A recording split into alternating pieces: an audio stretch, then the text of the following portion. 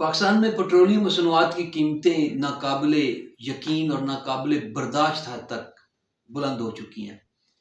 ख़ास तौर पे वो मिडिल क्लास जो सफ़ेद पोशी बचाई हुई थी, अपने आप को किसी तरह अपनी इज्जत बचा के चल रही थी, और फिर मजदूर तबका जो डेली कमाता है और फिर खाता है, तो उनके लिए अब इसको बर्दाश्त करना बहुत मुश्किल हो गया। ये सारा बोझ आवाम के ऊपर क्यों डाला गया?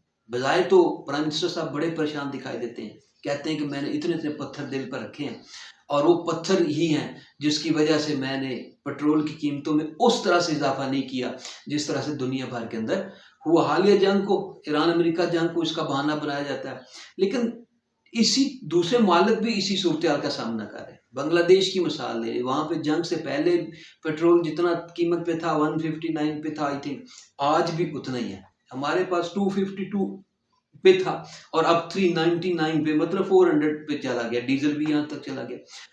बांग्लादेश ने अपना सारा वो बोझ जो था वो पेट्रोलियम कंपनियों के उनके ऊपर डाला। हमने यहाँ पे अवाम से लूट लिया कि अवाम को जितना भी लूटा जा सकता है इस बहाने से वो लूट। एक तरफ तो कंटेनर आ रहे हैं, ठीक है, आबनाए होम से इनके कंटेनर नहीं रुके, ठीक 20 की तादाद के अंदर भी गुजरे। बिन कासम पोर्ट पे मुसलसल जो है ना वो कंटेनर्स आ रहे हैं, कहाँ जा रहे हैं कोई समझ नहीं आ रही, ठीक है। इसी तरह एलपीजी भी आ रही है, सारा कुछ आ रहा है, लेकिन इसके बावजूद अवाम को जो अजाब दिया गया कि वो ये इन पेट्रोल की भारी कीमतों का सामना करे, और बहाना इस जंग को बनाया गया। और कई तबलीगी आके सामने बैठते हैं टेलीविजन के ऊपर और वो अपनी तबलीग पूरी करते हैं कि नहीं जी हम तो बड़े मजबूत हैं, जैसे अली परवेज वजीर साहब हैं, वैसे लगा रही हैं, ये सारे लोग यही काम करते हैं।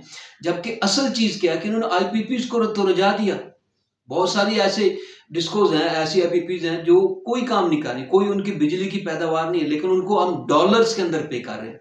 तो बांग्लादेश की तरह बोझ इनके ऊपर डाला जा सकता था, कंपनीज के ऊपर डाला जा सकता था, लेकिन यहाँ पे माफिया इतना स्ट्रांग हो गया, सारा बोझ अवाम के ऊपर डाल दिया गया और यूं इसका बेड़ा गर्क किया गया। तो अवाम के लिए मुश्किलात बहुत सारी हैं, अवाम के लिए इसको बर्दाश्त करना नामुमकिन हो चुका है। तो इस भारी पत्थर वाले वजीर आजम को चाहिए कि वो इस हवाले से भी कुछ सोचे।